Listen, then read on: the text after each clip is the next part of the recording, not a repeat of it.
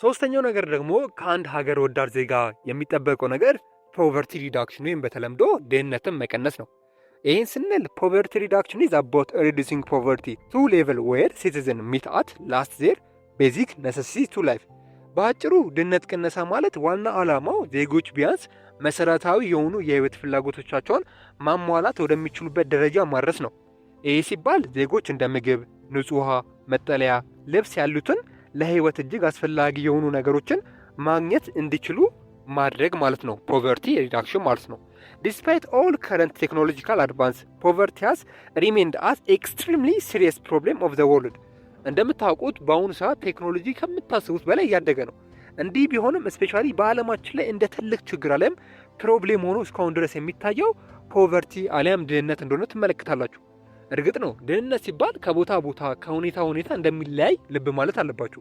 ይሄ ማለት አሜሪካ ውስጥ ያለው ድህነትና ኢትዮጵያ ውስጥ ያለው አሊያም ኢትዮጵያ ውስጥ ያለው ድህነትና እንግሊዝ ውስጥ ያለው ድህነትና ሱዳን ውስጥ ካለው ድህነት በጣም ይለያያል።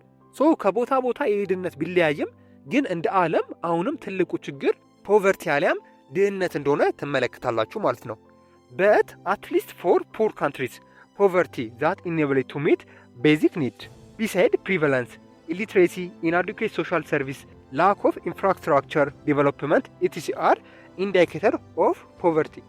በተለይም እንደኛ ባሉ ድሃ ሀገሮች ውስጥ ድህነትን በዋና ሁለት ነገሮች ኢንዲኬት ልናደርገው እንችላለን አሊያም ድህነትን የሚጠቁሙን ሁለት መሰረታዊ ነገሮች እንዳሉ ትመለከታላችሁ።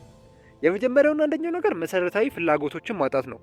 ይሄ ማለት ድህነት ማለት አንድ ሰው መሰረታዊ የሆኑ የህይወት ፍላጎቶችን እንደ ምግብ፣ መጠለያ፣ ልብስ ማሟላት አለመቻል አንዱ የድህነት ኢንዲኬተር አሊያም የድህነት ጠቋሚ እንደሆነ ትመለከታላችሁ።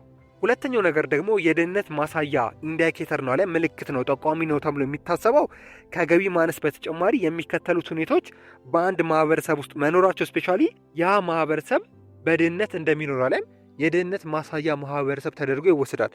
የመጀመሪያው ኢሊትሬሲ አሊያም አለመማር ወይም በተለምዶ መሃይምነት የሚባለው ነው። የአንባቢያንና የጸሐፊያን ቁጥር በዛ ሀገር ውስጥ ወይም በዛ ማህበረሰብ ውስጥ ዝቅተኛ ከሆነ ምናልባት ያቺ ሀገር ድሃ ናት ተብሎ ልትጠራ ትችላለች። በሌላ በኩል ደግሞ ደካማ ማህበራዊ አገልግሎት ካለ ነው። ይህ ማለት በቂ የጤና ጣቢያዎች፣ ትምህርት ቤቶች አለመኖራቸው አንዱ የድህነት ማሳያ እንደሆነ ትመለከታላችሁ። በሌላ በኩል ደግሞ የመሰረተ ልማት እጥረት ነው። የመንገድ፣ የኤሌክትሪክ ኃይል እንዲሁም የንጹህ ውሃ መጠጥ አቅርቦት አለመሟላት አንዱ የድህነት ማሳያው እንደሆነ ትመለከታላችሁ። በአጠቃላይ ግን ድህነት ማለት የገንዘብ እጥረት ብቻ አይደለም። ይልቁንም እንደ ትምህርት፣ ጤና፣ የንጹህ ውሃ የማግኘት እድል ማጣትም ጭምር አንዱ የድህነት ማሳያ እንደሆነ ትመለከታላችሁ። እነዚህ መሰረተ ልማቶች ሲሟሉ ድህነትን የመቀነስ ጉዞ ፈጣን ሊሆን እንደሚችል ማወቅ አሊያም መገንዘብ አለባችሁ ማለት ነው። ፖቨርቲ ኪልስ ፐርሰናል ስቲም ኤንድ ሰልፍ ኮንፊደንስ ሞር ዛን ዚስ ፖቨርቲ ኢዝ ስታምብሊንግ ብሎክ ዲሞክራሲ። ከምታስቡት በላይ ፖቨርቲ የሚባለው ነገር የሰዎችን ኮንፊደንስ አሊያም በራስ መተማመን ሊትራሊ እንደሚገል አሊያም እንደሚያወርድ ታያላችሁ። ድሃ የሆነ ሰውና ድሃ ያልሆነ ሰው መቼም እኩል የሆነ ኮንፊደንስ እኩል የሆነ ክብር አይሰጣችሁማ። ፖቨርቲ አንድ ሰውን ከሚባለው በላይ ይጎዳል። እሱ ብቻ አይደለም ለዲሞክራሲ ራሱ እንቅፋት እንደሚሆን ተመለከታላችሁ። ይሄ ማለት ምን ማለት ነው ብለን በምንመለከትበት ጊዜ ፖቨርቲ ኢዝ ፎሎድ ባይ ኢኒኳሊቲስ ትራንስግሬሽን ኤንድ ሪቢሊየን ዛት ወርክ አጌንስት ዲሞክራቲክ አይዲያ አር ሪፓንት። በተለይም ፖቨርቲ በአንድ ሀገር ውስጥ ካለ የዲሞክራሲ ስርዓቶች በስርዓት እንደማይተገበሩ ትመለከታላችሁ። ለምሳሌ ያክል እኩልነት ይጓደላል። ድህነት ባለበት ማህበረሰብ ውስጥ ከፍተኛ የሆነ የሀብት እና የእድል ልዩነት ኢኒኳሊቲ በሰፊው እንደሚፈጠር ትመለከታላችሁ። ሁለተኛው ነገር ትራንስግሬሽን አሊያም የህግ አለመከበር ነው። ሰዎች መሰረታዊ ፍላጎታቸውን ማሟላት ሲሳናቸው ለህግና ለስርዓት ያላቸው ክብር ሙሉ ለሙሉ እንደሚቀንስ ትመለከታላችሁ። ከዛ በተጨማሪም አመጽ አሊያም ሪቢሊየን ሊነሳ ይችላል። በድህነትና በእኩልነት መጓደል ምክንያት የሚፈጠረው ቅሬታ ወደ ከፍተኛ አመጽና ሁካታ እንደሚያመራ ትመለከታላችሁ ማለት ነው። አስ ሪዛልት ፖቨርቲ ዊክነስ ሶሻል ቾዘን ኤንድ አፌክት ዘ ዌልፌር ኦፍ ዘ ኮሚኒቲ። በተለይም በአንድ ሀገር ውስጥ ፖቨርቲ አሊያም ድህነት ክፉኛ የተንሰራፋ ከሆነ ስፔሻሊ በዛ ሀገር ውስጥ መረጋጋት እንደሌለ፣ ሰዎች እርስ በርስ እንደማይተማመኑና ያቺ ሀገር ሰላማዊ ሀገር እንደማትሆንና ዜጎቿም ደህንነታቸው ተጠብቀው እንደማይኖሩ የምታዩና የምትመለከቱ ይሆናል ማለት ነው። ስለዚህ ሶስተኛው ነገር ምንድነው? ሀገር ወዳድ ነኝ ከሚሉ ዜጎች የሚጠበቀው ስፔሻሊ ፖቨርቲን ሪዲዩስ ማድረግ አሊያም ድህነትን መቀነስ እንደሆነ ታያላችሁ።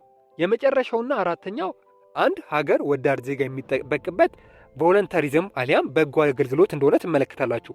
ቮለንተሪዝም ማለት በአጭሩ የፐርሰናል ኢንአክቲቬት ተክቶ ጊቭ ሰርቪስ ቱ ኮሚኒቲ ኖት ፎር ፕራይስ ኦር ፐርሰናል ኢነርሽመንት።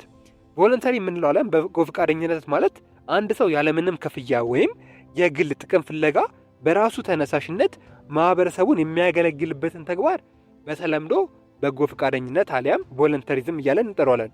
ይሄ በጎ ፈቃደኝነት የሚመነጨው ከግለሰቡ ውስጣዊ ፍላጎትና ተነሳሽነት እንጂ በማንም ፑሽ ተደርጎ አሊያም በማንም ቁስቋሽነት እንዳልሆነ ማወቅ አለባችሁ። ስለዚህ ቮለንተሪዝም የሚባለው ነገር አንድ ሰው ገንዘብ ለማግኘት ወይም ክፍያ ብሎ ለግል ጥቅሙ ብሎ የሚያደርገው ነገር ሳይሆን ለማህበረሰቡ ጥቅም ብሎ ከውስጡ ተነሳስቶ የሚያደርገው በጎ ተግባር ቮለንተሪዝም አሊያም በጎ አገልግሎት እያለን እንጠራዋለን። ዋናው ዓላማውም ራስን ማበልጸግ ሳይሆን ማህበረሰቡን መርዳት እንዲሁም መለወጥ እንደሆነ ሁሌም ቢሆን ማስታወስ አለባችሁ።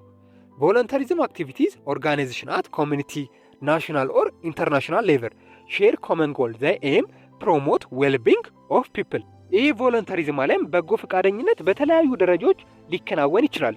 ይሄ ማለት በኮሚኒቲ ውስጥ ወይም በአንድ ማህበረሰብ ውስጥ በሀገር ደረጃ ወይም በዓለም አቀፍ ደረጃ ቮለንተሪዝም የሚባሉት ነገሮች እንደሚከናወኑ ትመለከታላችሁ። እነዚህ ነገሮች ደረጃቸው ቢለያይም ሁሉም የበጎ ፈቃድ እንቅስቃሴዎች ወይም ድርጊቶች አንድ የጋራ ግብ አሊያም ዓላማ እንዳላቸው ትመለከታላችሁ።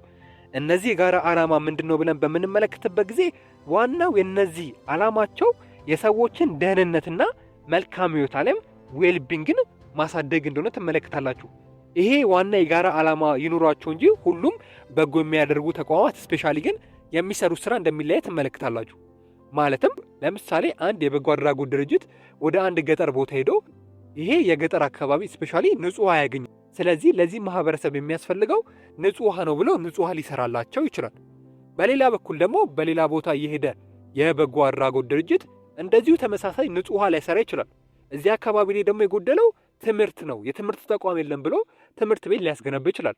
በሌላ በኩል ደግሞ የሄደው የበጎ አድራጎት ተቋም እዚህ አካባቢ ጥሩ ትምህርት አለ፣ ንጹህ የሆነ ደግሞ ውሃ አለ፣ ስለዚህ እዚህ አካባቢ ላይ የጎደለው የጤና ጣቢያ ነው፣ በቂ የሆነ ጤና ጣቢያ የለም ብሎ የሚያስብ ከሆነ ደግሞ ጤና ጣቢያ ሊገነባ ይችላል ማለት ነው።